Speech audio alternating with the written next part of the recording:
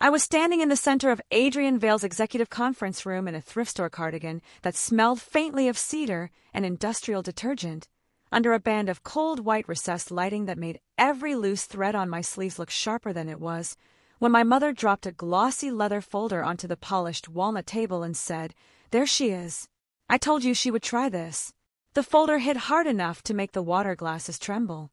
Across from me, Naomi Pierce from Executive Hiring straightened in her cream silk blouse and pulled her hands away from her tablet as if she didn't want to be caught touching anything contaminated. Malcolm Reeve, the chief operating officer, pushed his chair back 2 inches and went still, one thumb pressed flat against the edge of the table. My father didn't sit at all. He planted both palms on the walnut, shoulders squared, cufflinks gleaming under the fluorescent spill from the ceiling. My younger brother, Owen, lingered by the glass wall with his jaw locked and his phone face down in his hand, like he'd rehearsed the look of disgust in a mirror. And at the head of the table, Adrian Vale watched all of it without blinking. My mother's perfume hit me a second later. White rose. Powdery. Expensive. The same scent that used to fill our hallway before charity galas and board dinners and carefully staged family photographs. She stole confidential files from Halbert Atelier, she said, voice bright with outrage. And she lied her way into this building dressed like this, hoping for sympathy. My father's stare cut across me. Security should have stopped her in the lobby. The silence that followed was absolute. I could hear the low hum of the building's ventilation, the soft tap of rain against the glass 34 floors above Madison Avenue, the tiny click of Naomi Pierce setting her stylus down with deliberate care. Behind my parents, the city looked silver and distant through the storm, every tower softened by mist. I looked down at myself once. Pilled charcoal cardigan, faded navy skirt with a crooked hem, scuffed flats with worn stitching at the toe, clothes my mother had called humbling, clothes my father had told me were appropriate for the reality of my position. My name is Elena Halbert. I'm 28, and this is the story of how my parents dressed me in rags for the most important interview of my life, and ended up handing me the evidence that destroyed everything they thought they controlled. The thing about public humiliation is that the people doing it always expect noise. They expect tears, denials, shaking hands. They expect you to defend yourself so fast you don't notice where they're directing the room. My parents had built their entire lives around that principle. In our family, image wasn't just currency. It was oxygen. Whoever controlled the story controlled the outcome. So when my mother opened the folder and spread out photographs of me carrying banker boxes out of Halbert Atelier's compliance office 3 nights earlier, she did it with the confidence of someone lighting a match in a dry field. "Those are proprietary files," she said. "Vendor contracts, donor reports, internal forecasts. She has no authority to remove them." Owen gave a small, disgusted laugh from the window. "This is exactly what I told you. She gets one chance to play executive, and suddenly she thinks she can burn the company down." Naomi Pierce looked at me carefully. "Ms. Halbert, is there an explanation for this?" "There always is," my father snapped before I could speak. "With Elena, there's always an explanation." He said my name the way people say mildew. Something stubborn and embarrassing that appears in the dark corners of a beautiful house. My mother slid one of the photographs closer to Adrian Vale with manicured fingers. Her nails were pale pink, short, immaculate. "I know this is an unpleasant interruption, Mr. Vale, and for that I apologize. Gregory and I only came because we learned, quite literally this morning, that our daughter had inserted herself into your hiring process under false pretenses." Adrian Vale still hadn't touched the photographs. He sat back in his chair, dark suit unwrinkled, one hand resting lightly on the armrest. The room's cool lighting caught in the silver at his temples.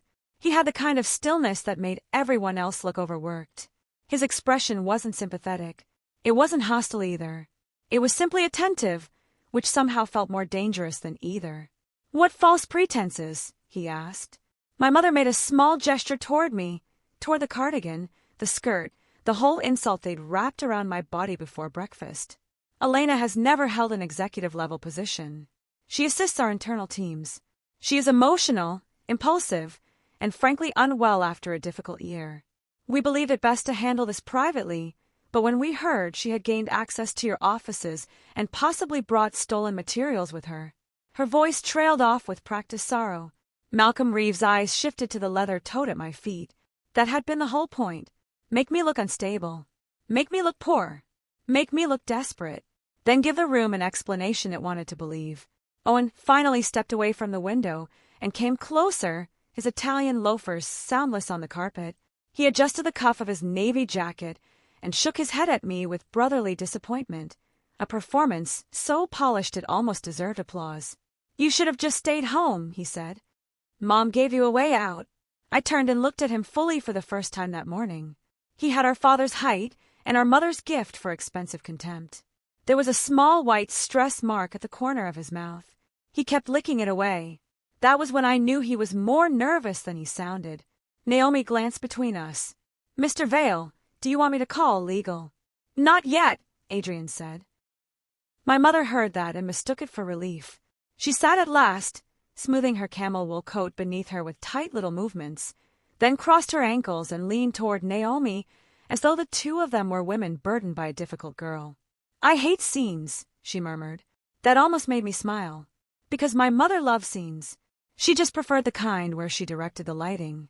I reached down, lifted my leather tote, and set it gently on the table. The zipper sounded loud in the room. My father pointed at it at once. "Open it." I met his eyes. "You already know what's in it." His jaw hardened. Owen shifted his weight. My mother touched the pearls at her throat. Naomi Pierce went very still again. I unzipped the bag and took out a slim black folder, a phone, and a clear plastic evidence sleeve. Inside the sleeve was a garment tag. White cardstock. Halbert House Foundation logo. Inventory barcode across the bottom. Then I placed the evidence sleeve on the walnut table between us. My mother's face changed first. Not much. Just the mouth. It flattened by a fraction. My father looked at the tag, then at my cardigan. "Actually," I said, and my voice sounded so calm it seemed to belong to someone standing safely outside the room. "Before we discuss whether I stole anything, I think we should discuss why I'm wearing unissued shelter donations from your foundation's warehouse." No one moved. Even the rain at the glass seemed to pause. My brother gave a short laugh that broke in the middle. "What are you talking about?" I slid the tag closer to Adrian Vale. This cardigan and skirt were logged as donated inventory under the Halbert House Women's Return Program. According to your sustainability packet, those garments were shipped to 3 partner shelters in Newark 2 months ago. They weren't. My mother pulled them from the reserve rack in Warehouse C at 8:15 this morning. I have the audio. My mother's color drained so quickly it looked as though someone had drawn a curtain behind her skin. "Elena," she said sharply, "don't be absurd." I unlocked my phone. The screen lit my hand blue. For one small second, I let them look at what I was not doing. I wasn't panicking. I wasn't pleading. I wasn't bargaining. I took my time the way surgeons do when everyone else in the room has started bleeding. Then I pressed play. My mother's voice filled the conference room, crisp and unmistakable beneath the muffled clatter of hangers and a warehouse door. "No, not that suit. Give her the shelter things. The gray cardigan, the navy skirt, the flats. If she insists on embarrassing us with this interview, she can at least look like what she is." Then my father, lower and rougher. "And make sure Martin drives her straight there. No stops. No excuses. If she walks in looking like that, Vale won't let her past reception." The recording clicked off. Owen stared at the phone as if it might explode. Malcolm Reeve exhaled slowly through his nose. Naomi Pierce's gaze dropped to the photographs my mother had brought, and for the first time she seemed to see them as props instead of proof. My father recovered first. He always did. He straightened, rolled one shoulder, and reached for contempt because contempt had saved him in 1,000 rooms. "You recorded your parents in a private facility," he said. "If you think that—" "I also have the inventory logs," I replied evenly, "and the shipment discrepancies, and the signed tax documentation for goods that were never distributed." That landed harder. My mother's fingers, still resting at her pearls, curled inward. Owen pushed away from the table. "This is insane. You're turning an interview into some kind of family drama because you couldn't handle not getting your way." I looked at him. "Do you want me to play your voicemail too?" He stopped. There it was. The moment people always describe later as sudden, even though it never is. It's only the moment when everyone else finally catches up. Adrian Vale folded his hands. "I think," he said, "we're done calling this an interruption." My father turned toward him. "Mr. Vale, with respect, this is a domestic dispute." "No," Adrian said. "A domestic dispute doesn't usually come with falsified donation records." His voice was quiet. That made it cut deeper. My mother sat very still, as rigid as lacquer. Owen looked from face to face like a man checking exits in a theater filling with smoke. I took the black folder from my bag and opened it.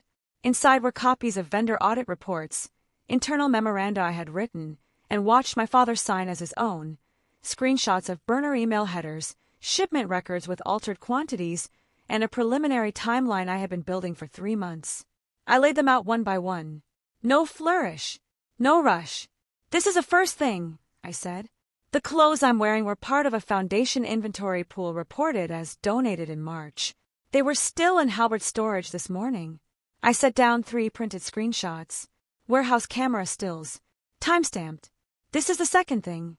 The anonymous complaint sent to Vale Group HR at 6:42 this morning, claiming I had forged credentials and stolen files, came from a VPN routed through Owen's office tablet." Owen's mouth opened, closed, opened again. I placed the header report next to the screenshots.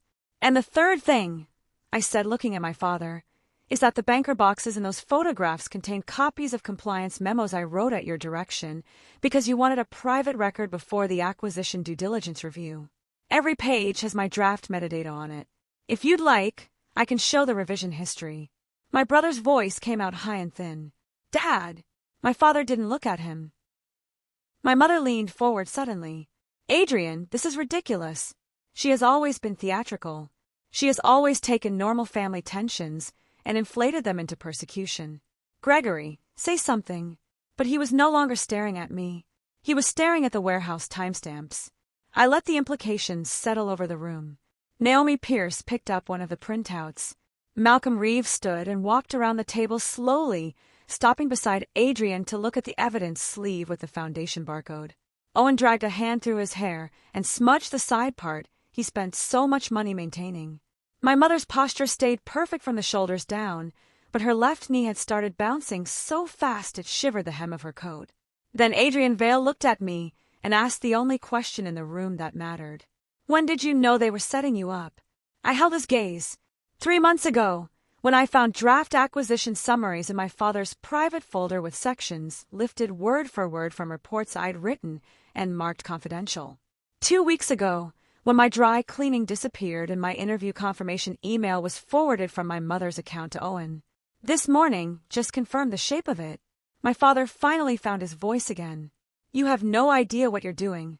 I closed the folder. "I know exactly what I'm doing." That was the moment Act 1 of their morning ended. Because they had come for a collapse, and what they got instead was composure. I stood up straighter in the ugly cardigan my mother had chosen for maximum humiliation and smoothed the sleeve with 2 fingers. Then I said, "If anyone's calling legal, it should probably be about fraud." The room changed after that. Not all at once. Power rarely moves with thunder. It moves like ice cracking under weight, a sound too fine to register until the whole surface is unsafe. Adrian Vale asked Naomi Pierce to cancel the rest of his morning. He asked Malcolm Reeve to bring in general counsel. He asked whether I would prefer water or coffee. When I said water, he nodded once as if I'd made a useful strategic decision. My mother tried to stand on that. "Adrian, surely you're not treating this as credible without hearing our side." "I have heard your side," he said. "You brought it in a leather folder." The line hit so cleanly that Malcolm had to lower his head to hide what might have been a smile. A minute later, Lydia Chen from Vale Group Legal entered the conference room in a graphite suit, carrying a legal pad and a tablet. She took in the scene in one sweep. My clothes, my parents' faces, the documents on the table, the photos, the barcode tag. Then she sat beside Malcolm and said, "Start from the top." My mother did, loudly. She called me unstable, ungrateful, obsessive. She said I had been given every opportunity. She said I had a history of overreacting. She said the clothes were a misunderstanding, a joke, a dramatic intervention. Her explanations shifted shape so fast even she couldn't hold on to them. I let her talk. That was something I had learned in the Halbert house when I was 13 and my father accused me of losing a diamond earring my mother had actually left in a hotel bathroom in Zurich. If you let liars keep speaking, they begin stepping on their own hems. By the time Lydia Chen asked, "So just to clarify, your position is that you sent your adult daughter to a formal executive interview in Foundation inventory by mistake," my mother's voice had thinned to paper. "It was temporary," she said. "She was meant to change." "When?" My mother blinked. "Excuse me, when was she meant to change?" My father cut in. "This is becoming absurd." Lydia didn't even look at him. "No, Mr. Halberd. Absurd was a charitable interpretation. At the moment I'm working toward precise." I took a sip of water. That was deliberate. I wanted them to hear the glass touch my teeth. I wanted them to see my hand wasn't shaking. My mother noticed. That made her angrier than the evidence did. She hated nothing more than a calm woman she couldn't choreograph. Owen tried a different angle. He leaned toward Adrian, lowering his voice into what he probably thought was reason. "Look, Elena is smart. No one's saying she isn't. But she gets fixated. She builds narratives. She thinks every slight is a conspiracy. She probably found some old tags and decided to make a scene because she was nervous about the interview." I set my glass down. "Would you like me to play your 651 voicemail now?" I asked, "or in the presence of your attorney?" His lips parted. My father snapped, "Stop talking." "To him or to me?" "Elena!" I turned to Lydia Chen instead. "He called me from the service elevator outside the lobby while I was checking in. He said, and I'm quoting, 'Take the hint, Lena. You're not walking into Vale dressed like a Goodwill bin and pretending you belong there. Go home before Dad has to make this ugly.'" Lydia wrote something down. Naomi Pierce closed her eyes for one brief second. Adrian Vale's gaze shifted to Owen. "Did you say that?" Owen looked at my father first. That told everyone what they needed to know. I opened my phone, pressed play, and set it face up on the table.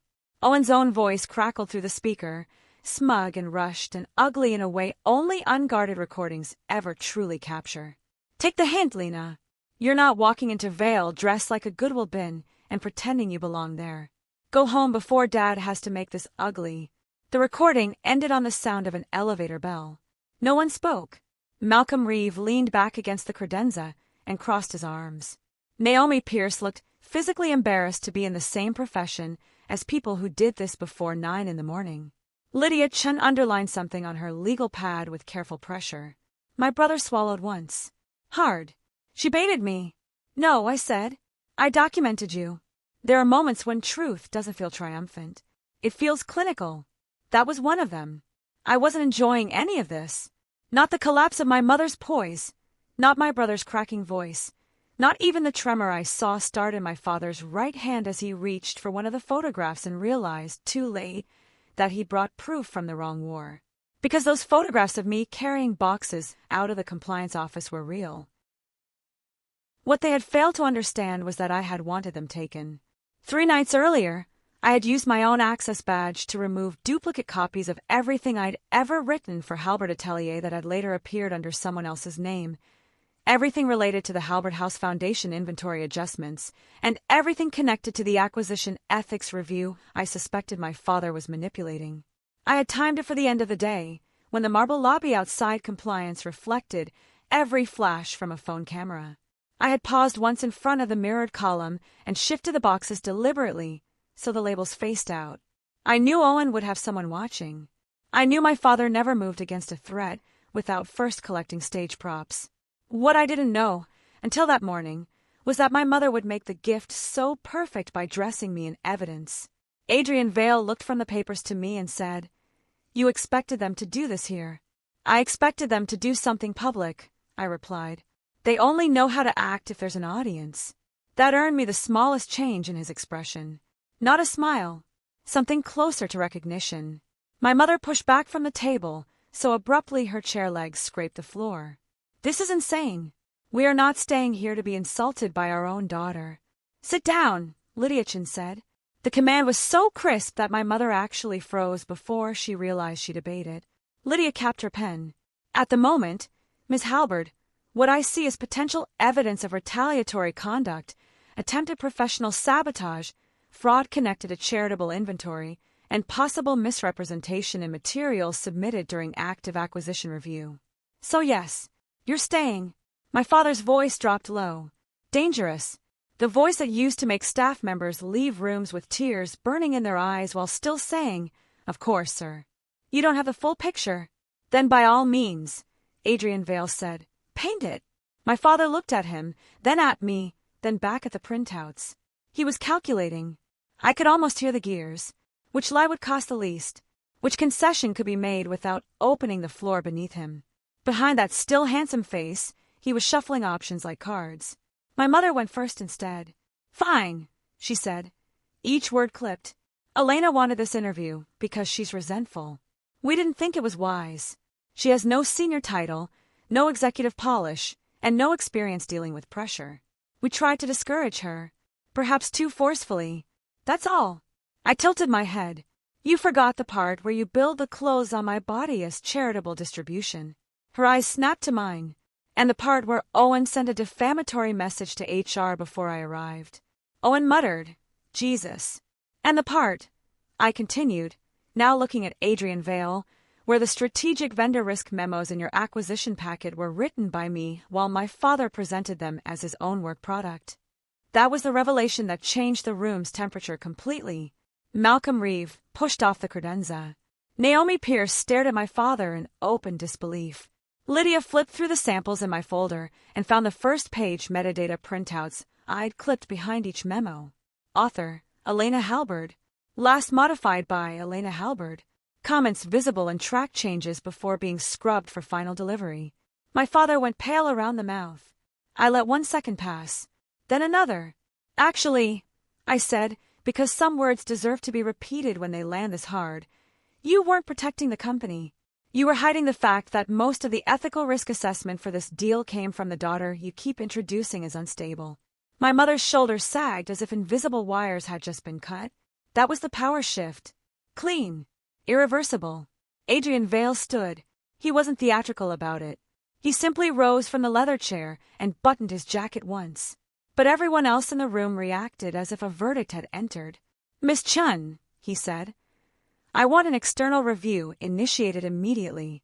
Mr. and Mrs. Halberd, all acquisition discussions are suspended pending investigation. Miss Halberd, he turned to me, if you're willing, I'd like you and your counsel to meet with mine this afternoon. My mother stared at him. Suspended? For now. You cannot be serious, my father said. On the basis of family grievances and a few clerical discrepancies.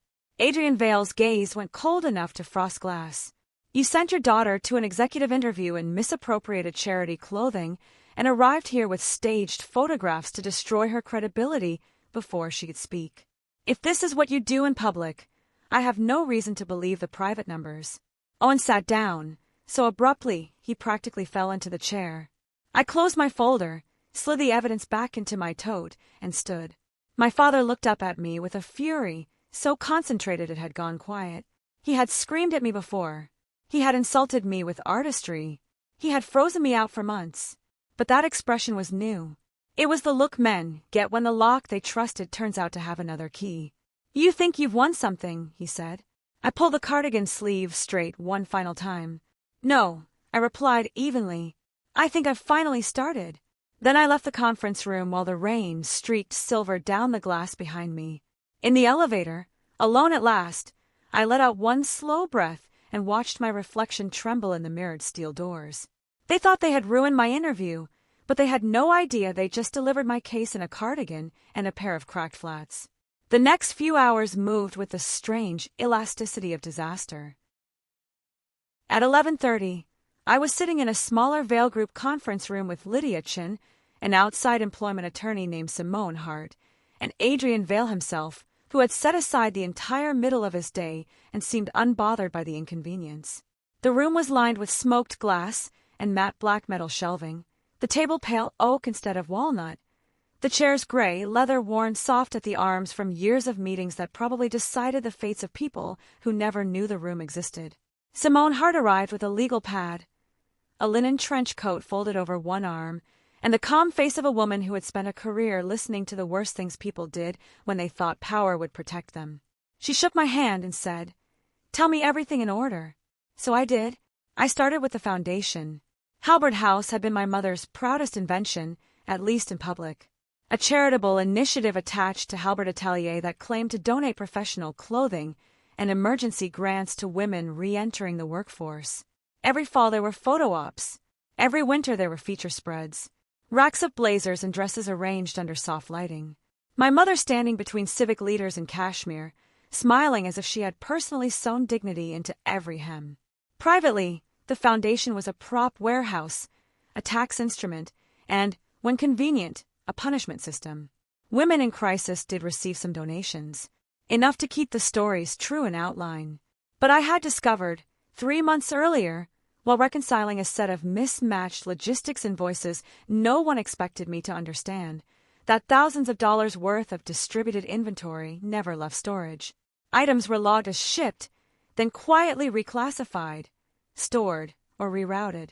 Some high-end items were resold through intermediaries. Some became tax write-offs twice. And some, like the clothes I wore that morning, sat waiting on reserve racks until my mother needed something humiliating enough to make a point. Adrian listened without interrupting. Simone occasionally asked for dates. February 14th, I said, sliding over my first timeline sheet. That's the first discrepancy I flagged. 38 blazers marked delivered to Newark Women's Bridge. Their intake director only signed for 12. Lydia took notes. Simone flipped to the next page. March 2nd, I continued. A supplemental donation batch appears in the books with no transport manifest. March 5th, those same SKUs show up in warehouse reserve under altered lot numbers. March 22nd, my father signs an acquisition ethics summary assuring Vale Group that Halbert House has full chain of custody transparency. Simone lifted her eyes. Did he know the numbers were false? Yes. How do you know? I handed her a printed email. She read it once. Her expression didn't change, but one brow moved slightly upward. She passed it to Lydia. My father's message to me, sent at 11:48 p.m. on March 19th. Rework the shelter inventory summary before the due diligence packet goes out. Don't make this difficult, Elena. It doesn't need to be perfect. It needs to be clean. Adrian Vale read that and leaned back in his chair. And when you refused, he stopped speaking to me directly for 6 days. Then my mother invited me to a board dinner and announced in front of 8 people that I had become too sensitive for strategy work. A week later, Owen was looped into meetings I used to prepare. Golden child, Simone said, more as classification than sympathy. I nodded.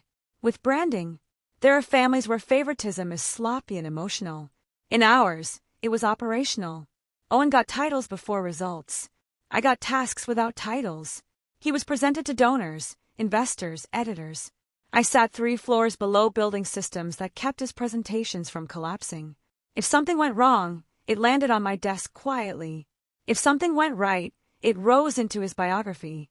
Adrian asked, why apply here? The answer was simple enough to be embarrassing. Because I was tired of being excellent in secret. That was the first time he smiled, though it was brief. I continued. 2 weeks before the interview, my mother requested access to my apartment to send over a dress she thought would photograph beautifully in the Vale lobby. The next day, my tailored suit vanished from the dry cleaner pickup order. My backup pair of heels disappeared from my hall closet. Owen asked, over dinner, whether I was still serious about that little interview. 3 days later, a junior analyst at Halbert accidentally forwarded me a chain showing that my interview confirmation had been circulated among my parents, Owen, and my mother's assistant, Celeste Rowan. That was when I stopped hoping it was paranoia and started building the file that I printed metadata on every report I'd authored. I exported comment histories before they could be scrubbed. I copied the foundation inventory logs. I photographed lot numbers. I backed up emails to an encrypted drive. I scheduled a phone consult with an employment attorney using my personal email from a coffee shop in Tribeca where no one from Halbert ever went because the cups weren't photogenic enough. And I waited. Simone Hart listened to all of it with her pen resting lightly above the page. When I finished, she asked, "Tell me about this morning in detail." So I walked them through that too. My mother had insisted I come to the townhouse at 7 because families should leave together on important mornings. The townhouse on East 68th always smelled like beeswax, lilies, and old control. The front hall floor was black and white marble, Every footstep in that house used to sound like a warning. My suit was not where she'd promised it would be. Instead, there was a garment bag hanging from the brass coat hook beside the breakfast room. Inside were the cardigan, the skirt, the flats. When I said there had to be some mistake, my mother looked at me over the rim of her espresso cup and said, "No mistake. If you insist on humiliating us by chasing a role beyond your station, you'll do it honestly." My father didn't look up from the financial pages. "Put them on." I had known then that the ambush was fully active. So I said, "All right." That had startled them more than anger would have. I took the clothes upstairs, locked myself in the guest dressing room, photographed every tag, recorded audio when my mother came in to hurry me, and sent my live location to Simone, Hart's office receptionist, whose number I'd saved the night before. Simone nodded slowly. "Good. People move when scapegoats come into view." Lydia added, "We'll want preservation notices out immediately." Adrian looked at me over steepled fingers. "Why didn't you simply walk away sooner?" He wasn't being unkind. It was a real question. The kind people from functional homes sometimes ask without understanding how complicated a locked door can become when the lock is inside you.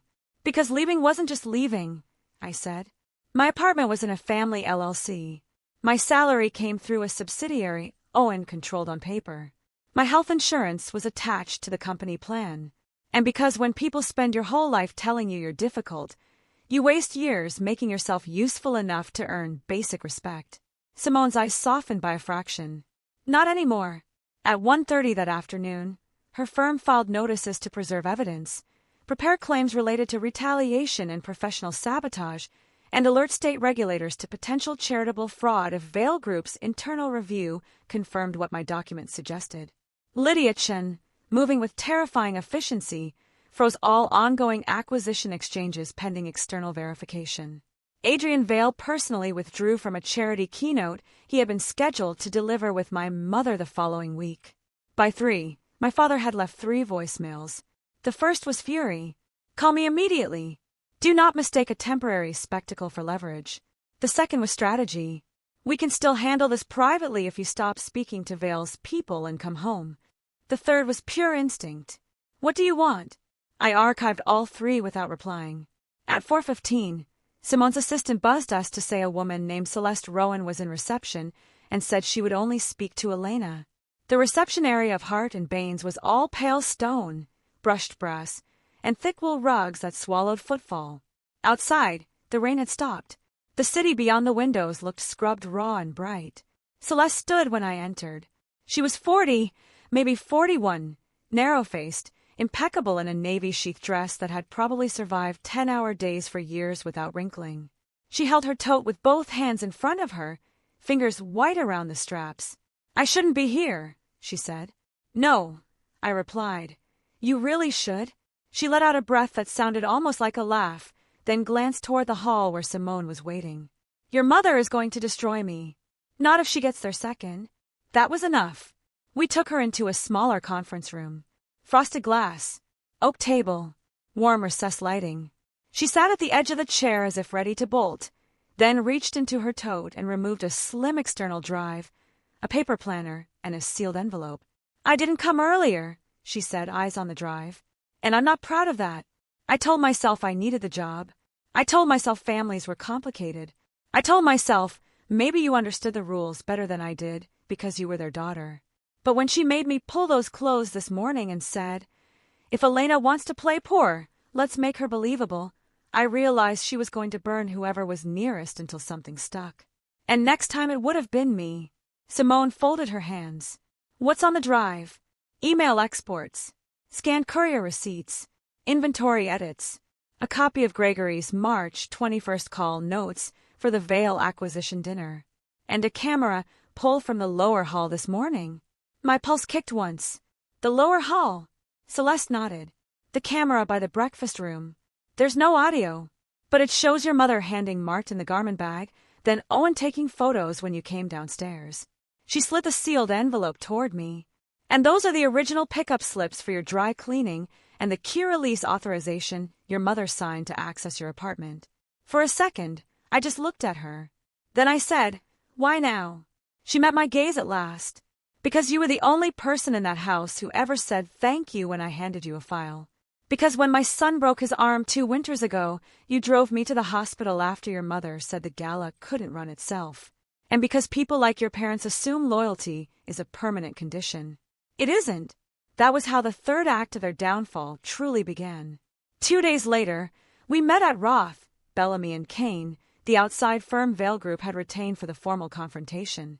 Their main conference room occupied the corner of the 36th floor and looked exactly the way power wants to look when it doesn't need to impress anyone. Dark walnut panels, leather chairs burnished by use, a long stone credenza under abstract art expensive enough to be almost rude, and windows that turned the late-morning city into a grid of glass, steam, and moving light. When I walked in with Simone Hart and Lydia Chun, my parents were already there. So was Owen. The difference between their body language in that room and the way they'd entered Adrian Vale's office 48 hours earlier was almost mathematical. My father sat instead of prowling. His shoulders were still broad, but there was a rigidity to them now, an awareness of cameras that weren't visible. My mother wore ivory silk and a navy jacket, every inch the board chair philanthropist, but she kept adjusting the same bracelet over and over, dragging it up and down her wrist until the skin beneath it had gone pink. Owen looked like he hadn't slept. His hair was cut perfectly, and his tie was expensive, yet there were bruised shadows under his eyes, and the knee jiggling beneath the table gave him away before he spoke a word. Their attorney, Richard Sloane, rose when we entered. Silver-haired, immaculate, dangerous in the way soft voices can be when they're accustomed to being obeyed. "Miss Hart," he said. "Miss Chun." Simone nodded once. "Mr. Sloane." No one shook hands. Adrian Vale arrived 30 seconds later with Malcolm Reeve. He took the seat near the head of the table, but ceded the center of presentation to Simone, which told me more than any reassurance could have. He wasn't here for theater. He was here for outcome. The room settled. Water glasses caught the light. The air conditioning hummed softly through hidden vents. Somewhere outside, a siren rose and fell between buildings. Then Simone Hart stood. What followed was one of the most beautiful things I have ever seen. Not because it was flashy. Because it wasn't. It was precise. She began with dates. February 14th, she said, and the first timeline slide appeared on the wall screen. Halbert House reports a 38-unit Blazer donation to Newark Women's Bridge. Intake confirmation supports 12 units received. Click. March 2nd. Supplemental inventory batch added without transport manifest. Click. March 5th. Reserve lot relabeling of the same SKUs appears in warehouse C inventory records. Click. March 19th.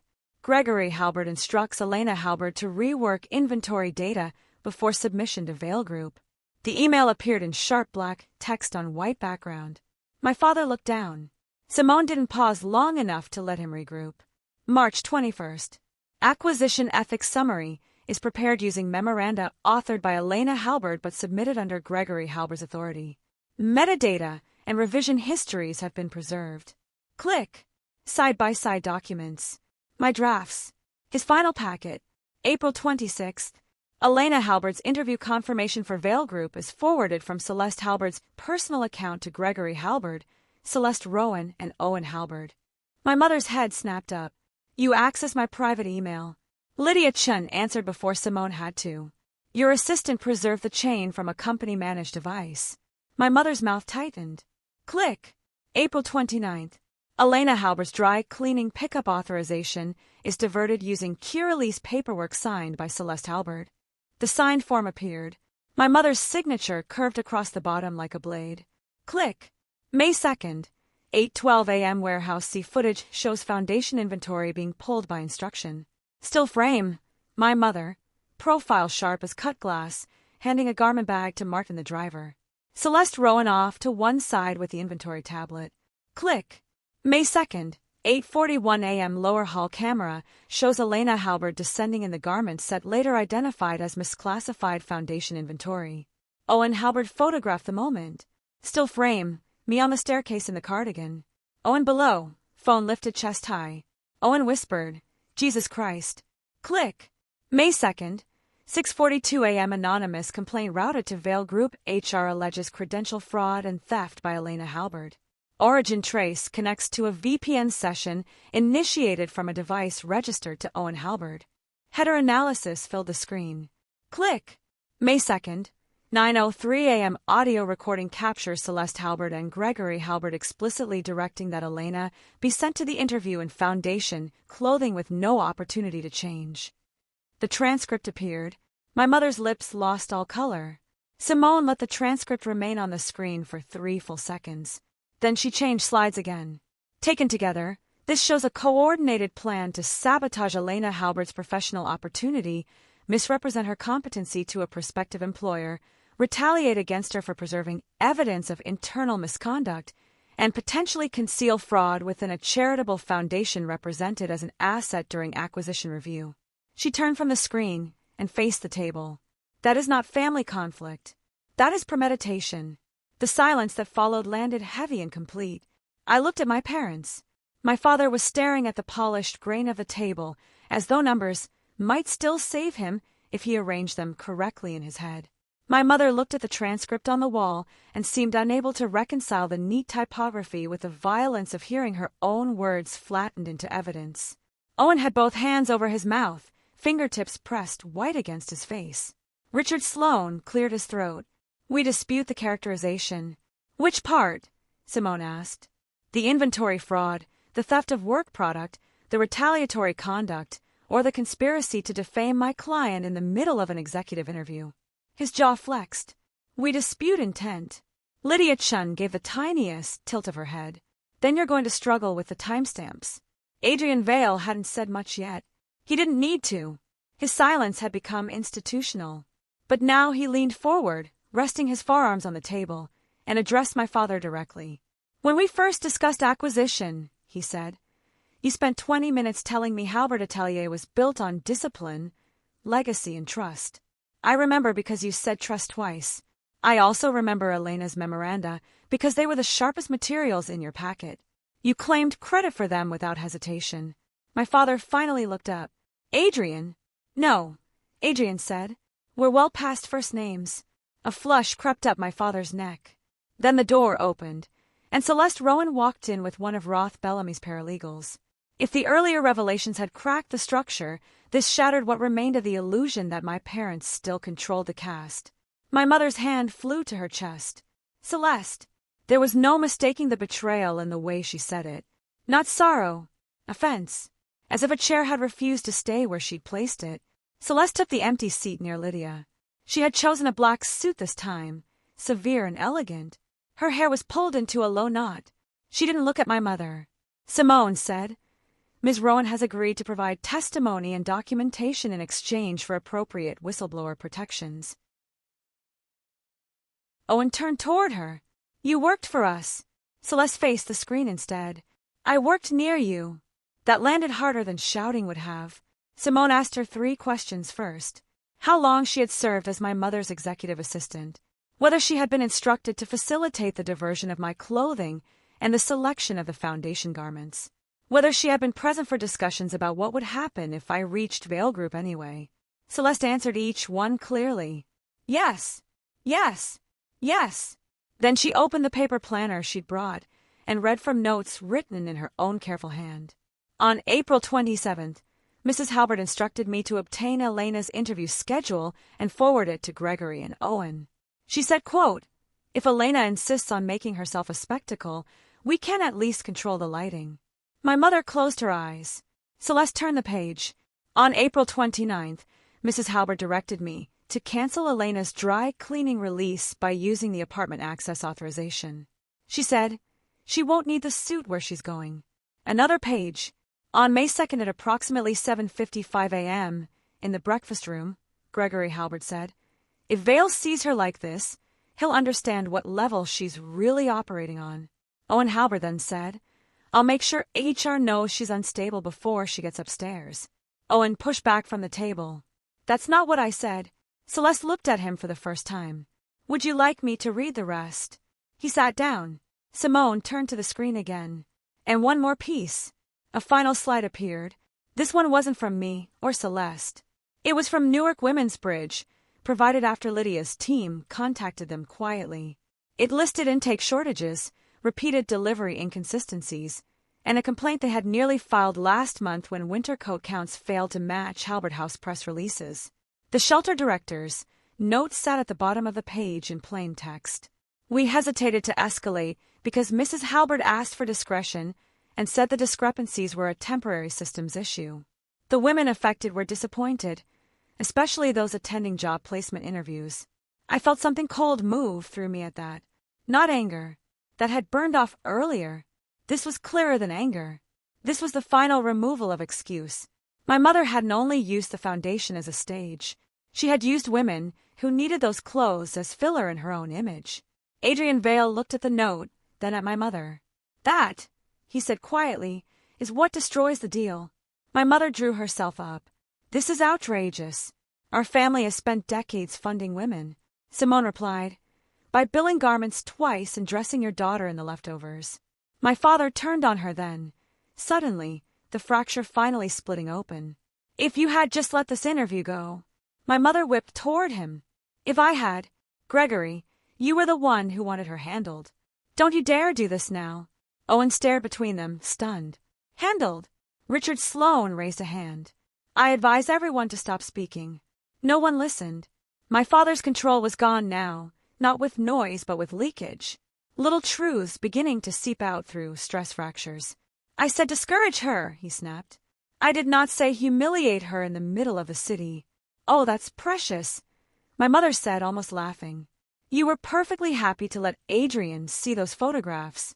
My brother stared at both of them. You said this was just supposed to keep her out of the room. My father's head turned slowly. And you were supposed to keep your mouth shut. Owen shoved back from the table again. You told me if she got in front of Vale, she could tank the acquisition and take us all down. My mother hissed. Owen, what? His voice cracked. That's what you said. There it was, the group fracturing in real time. Owen demanded his own lawyer. My mother accused Celeste of theft and disloyalty. My father tried to restore order by attacking process. Richard Sloane kept saying, stop talking, while writing down too much too late. The room filled with overlapping voices, sharp as shattered glass. I didn't raise mine once. I sat in the leather chair beneath the cool authority of the conference room lights and watched the family that had spent years narrating me as unstable finally lose the ability to coordinate their own story. When the noise crested, I spoke. Not loudly. I wanted you to see them. That did it. Every voice in the room cut off. I looked at Adrian Vale first, then Simone, then back at my parents. I could have gone to a regulator quietly. I could have mailed the evidence anonymously. I could have disappeared and let the numbers surface on their own. But they have spent my entire life making sure every private wound looked like my overreaction. So I wanted witnesses. I wanted them to do in public what they've always done in private. I wanted you to see exactly how natural it was for them. My mother's face went rigid. My father said nothing. I turned to Owen, and I made sure you'd find exactly what I wanted you to find. His brow furrowed. What? The boxes, the memos, the hallway timing, the visible labels. You think you're the only one in that family who knows how to bait a camera. He looked genuinely sick then. Adrian Vale's attention sharpened. You staged the removal. I preserved the evidence in a way I knew they couldn't resist weaponizing. Simone Hart's mouth curved very slightly. She understood the elegance of it. I turned to my mother last. And next time, I said quietly, make sure they're not working for both sides. Celeste didn't react outwardly, but my mother's face did enough for both of them. Richard Sloane tried to pull the meeting back onto legal rails. Whatever emotional satisfaction my client's daughter may be deriving from the spectacle, let's be clear. Not every ugly family dispute becomes civil liability. Simone answered with the tone of a scalpel. Then let's be even clearer. Vale Group is prepared to provide regulators with evidence supporting material misrepresentation during acquisition review. Newark Women's Bridge is cooperating. My client has viable claims for retaliation, reputational harm, misappropriation of work product, and coercive interference with employment. If your clients would prefer these matters remain out of a criminal referral pipeline and out of the business press, they can begin cooperating immediately. Lydia Chen slid a packet across the table. Inside were the terms. Immediate resignation of Celeste Halbert from all charitable board positions pending investigation. suspension of Gregory Halbert from acquisition-facing duties, and disclosure to Halbert Atelier's Board of Preserved Evidence. Written retraction of all allegations made against me to Vale Group or its employees. Release of my apartment interest, separation from family-controlled compensation structures, transfer of the intellectual credit and supporting records for my work product, and a financial settlement to support independent housing and counsel fees. Preservation of all foundation records. Agreement not to retaliate against Celeste Rowan or any cooperating witness. If signed promptly and complied with, Vale Group would withhold immediate public comment while regulators were notified through proper channels rather than a press leak. My mother read the first page and laughed once, a thin broken sound. "You can't be serious." Adrian Vale answered her. "I've never been more serious in my life." My father skimmed faster, lips moving slightly as he read. At paragraph 4 his hand trembled. At paragraph 7 he went still. When he reached the line regarding board disclosure and potential referral, he set the packet down and stared at me in disbelief. "You would do this to your own family." The sentence would have gutted me once. In that room, under that lighting, with the proof of everything they had done stacked inches from his hand, it sounded smaller than he intended. "No," I replied. "I would stop letting my family do this to me." No one had a better answer than that. There were calls. There were whispered strategy consultations in the hallway outside. Owen got on the phone with separate counsel. My mother cried once in the ladies' room and emerged with her lipstick redone and her soul showing through the cracks. My father spent 14 minutes trying to negotiate from a position he no longer occupied. Richard Sloane attempted to shave edges off consequences and save what reputational blood he could. But facts are stubborn things when they exist in multiple formats. By 5:40 that evening, they signed. I watched each signature appear under the warm cone of the conference room lamps. Gregory Halbert first, jaw set so hard the muscle in his cheek twitched. Celeste Halbert second, pen held between fingers that were suddenly older than I'd ever seen them. Owen initialed the acknowledgement sections with a hand that kept lifting and resetting as though it had forgotten how letters worked. When the last page slid back across the table, the room seemed to exhale. Adrian Vale stood and gathered his copy. Simone clipped the packet neatly into a binder. Lydia Chen rose, already speaking quietly to an associate about preservation orders. The machinery of accountability had engaged. No one could stop it now. At best they could survive it differently. My mother remained seated. She looked at me with a strange rawness I had never seen on her face before, not even in private. "All this," she said softly, "over an outfit." I almost pitied her for needing the story to stay that small. I picked up my coat. "No," I said. "All this because you thought I was one." Then I walked out while the leather chairs creaked behind me and the last of the afternoon light went amber across the walnut walls. The next few weeks were quieter than I expected. Not peaceful. Quiet.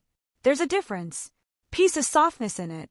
Quiet, after a long period of control, can feel more like standing in an unfamiliar room and realizing no one else has a key.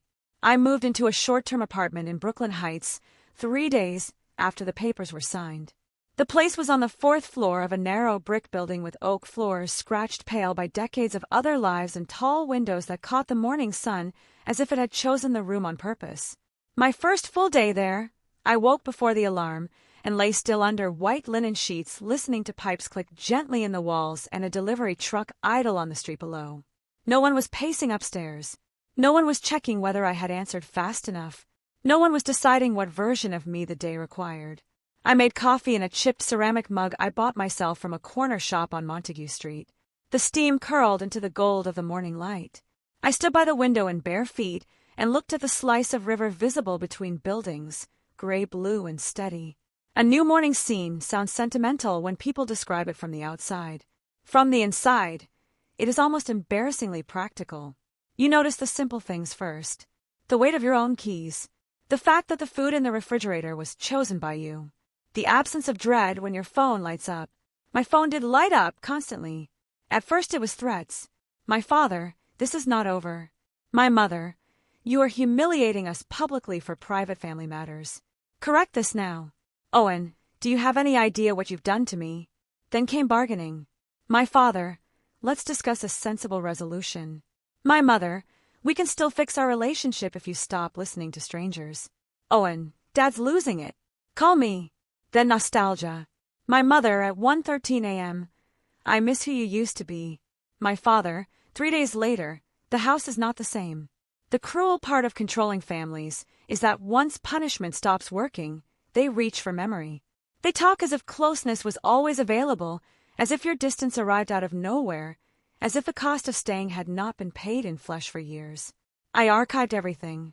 No replies, no explanations, no late-night weakness disguised as civility. Every message went into a folder Simone had suggested I title simply Attempts. The karmic updates arrived more slowly than all at once. Gregory Halberd lost his position as acting chief executive of Halberd Atelier within 3 weeks. The board didn't announce it as a firing, of course.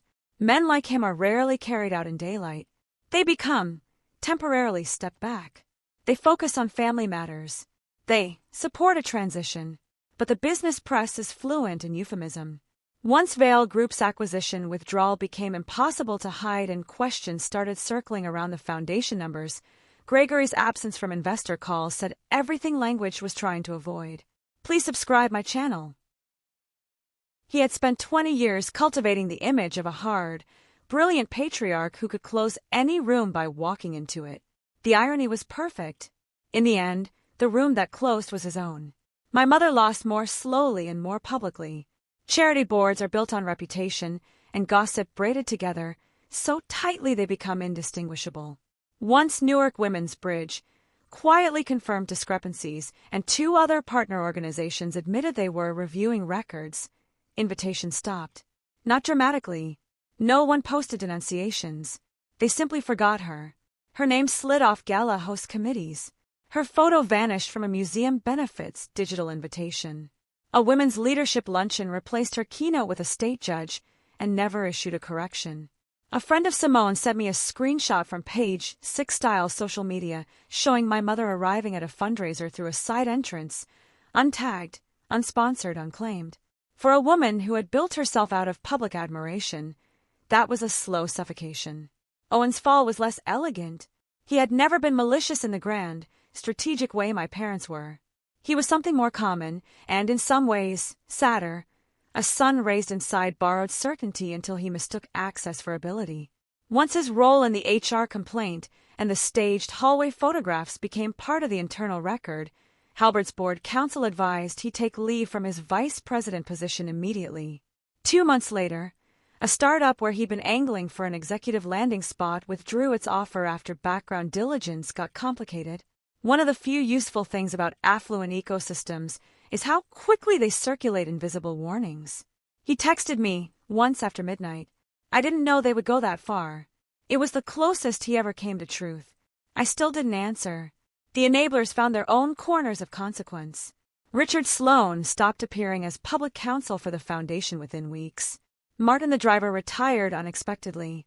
A longtime operations director who had signed off on the relabeled inventory was let go.